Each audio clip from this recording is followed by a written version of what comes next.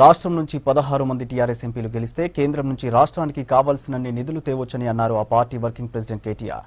Secunderabad parliament పరిధిలోని ముషీరాబాద్, అంబర్పేటలో తలసాని సాయి కిరణ్ యాదవ్ కు మద్దతుగా కేటీఆర్ రోడ్ షో నిర్వహించారు.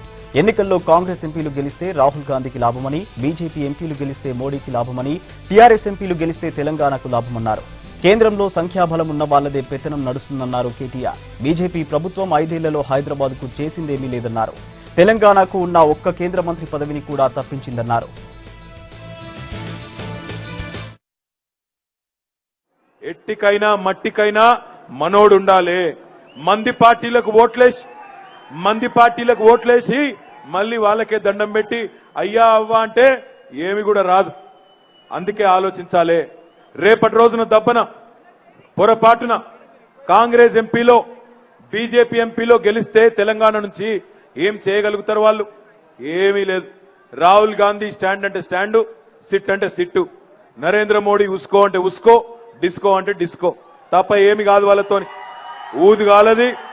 ఊదుగాలది పీరి లేవదు. నేను ఉత్తానే చెప్తలేను, నేను విమర్శ కోసం విమర్శ చేస్తలేను. ఒకసారి ఆలోచించండి. సికింద్రాబాద్ పార్లమెంటుకు 5 ఏళ్ల కిందట మీరు బీజేపీ ఎంపీని గెలిపించినారు, బండారు దత్తాత్రేయ గారిని గెలిపించినారు. ఒక్కసారి దయచేసి జాగ్రత్తగా ఆలోచించండి.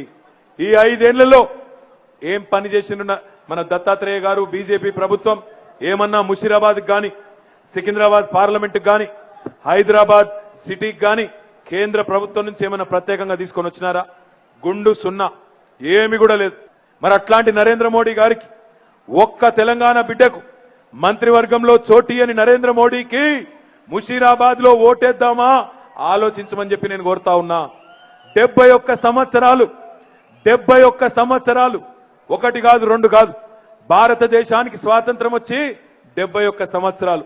ఈ 71 సంవత్సరాలు దేశాన్ని పరిపాలించింది 2 పార్టీలు. 55 ఏళ్లు కాంగ్రెస్, 15 ఏళ్లు బీజేపీ. కొత్తోడు ఎవడు లేడు, వేరేటోడు ఎవడు లేడు. కేసీఆర్ ఎప్పుడు పరిపాలించలేదు దేశాన్ని.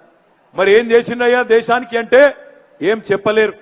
5 ఏళ్ల తర్వాత నిన్న ప్రధానమంత్రి మోడీ గారు లాల్ బహదూర్ స్టేడియంకి వచ్చిండు.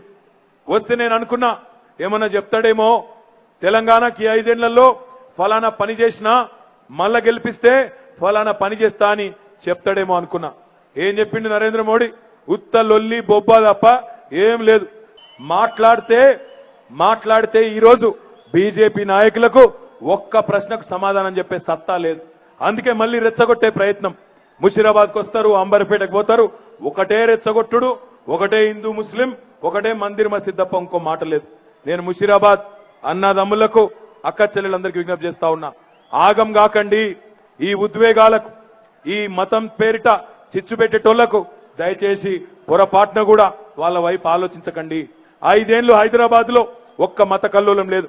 ఒక ఆయన అంటున్నాడు 16 మంది ఎంపీలతో ఏం చేస్తాడు కేసీఆర్ అని. నేను అడుగుతున్నా, 2 ఎంపీలతో తెలంగాణ చేయలేదా కేసీఆర్? 16 ఎంపీలతో చాలా చేయొచ్చు. 100 మంది కౌరవులు ఉండేది, పాండవులు 5గురే, కానీ 5గురే గెలిచిండ్రు. 100 మందా 150 మందా కాదు. ఉన్నోళ్లకు దమ్ముందా లేదా, సిన్సియారిటీ ఉందా లేదా, చాతనైతుందా లేదా, ప్రజల తరఫున కొట్లాడేదైనా చూడాలి. కానీ 100 మంది 150 మంది పోజులు కొట్టుడు కాదు. నేను మీ అందరితో విజ్ఞప్తి చేసేది ఒకటే, ముషీరాబాద్ నియోజకవర్గంలో మొన్న ఎట్లానైతే ఒక పెద్ద మెజారిటీతో మీ అందరి దీవెనతో ముఠా గోపాల్ గారిని గెలిపించారో, రేపటి రోజున తమ్ముడు సాయి కిరణ్ యాదవ్ గారిని కూడా పెద్ద మెజారిటీతో గెలిపించండి. సిటీలో ఎన్నికల ప్రచారం ఊపందుకుంది. పోలింగ్ టైం దగ్గర పడడంతో అభ్యర్థులు పోటాపోటీగా ప్రచారం చేస్తున్నారు. రోడ్ షోలు, బహిరంగ సభలతో ఓటర్లను ఆకట్టుకుంటున్నారు. అధికార ప్రతిపక్ష నేతలు ఆరోపణలు, ప్రత్యారోపణలు చేస్తూ ఎలక్షన్ హీట్ పెంచుతున్నారు.